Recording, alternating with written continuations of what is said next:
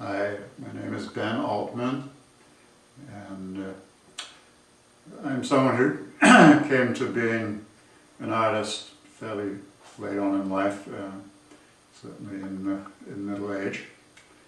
And on the other hand, I think I've been learning to be an artist all my life. So it took me a long time to figure out that was what I was doing. But now I'm here, it's really good. I find myself totally involved in what I do. Work on it every day, and just really find constantly new things to think about and explore. To the point that that's actually a problem, so I have to really try and think about what is coherent for me to work on. I spent part of my life as a professional photographer. I've always been very interested in photography, even as a child. I found myself kind of dissatisfied with the photograph as an object, because it's just this sort of very flat piece of paper that's typically has a kind of industrial smoothness to it, that's behind a piece of glass in a frame. So it seems kind of distanced, and I think a lot of photographs are trying to pretend to be a window, not to be an object. So something that you're supposed to look through and not think of the actual piece of paper as an object. And I found all that uncomfortable. So what I'm doing now is I use photographs as parts of installations, parts of mixed media assemblage. In this case, I've actually taken one photograph and I've printed it in 16 different pieces. Then it's mounted on a bed frame, and I have this piece of canvas made up at an awning shop.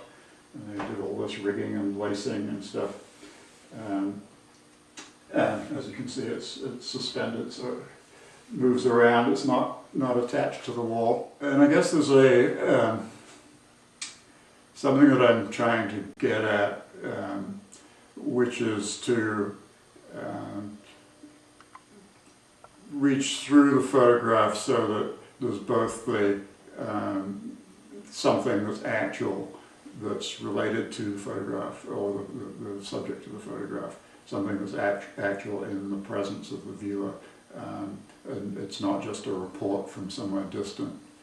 And I like to take that another step by having some sort of rigging in an installation that requires the viewer to actually interact with a piece of work physically, so they pull on a piece of string or to move a screen out of it. So this body of work is obviously about torture or enhanced interrogation. And I started doing it because I was really annoyed by what was going on, particularly the sorts of representations that were being made by the Attorney General to Congress. And so I wanted to do work that would sort of point the absurdity of what we were perpetrating. And the thing that struck me is that I didn't really know, for instance, what waterboarding is or what it looked like, and that all of this is very hidden. But on the other hand, we're all, in a way, kind of responsible. So I started using myself as the subject, and doing this work in my own home, using domestic items as the instruments of torture. So the idea that this is happening sort of in everyone's basement in a way, it's hidden, but it's there, was what I was trying to bring out. So what I'm able to do by using myself is to take the roles of both the victim and the perpetrator, but also with the mirror, and by presenting the work, there's a witness aspect to the pieces.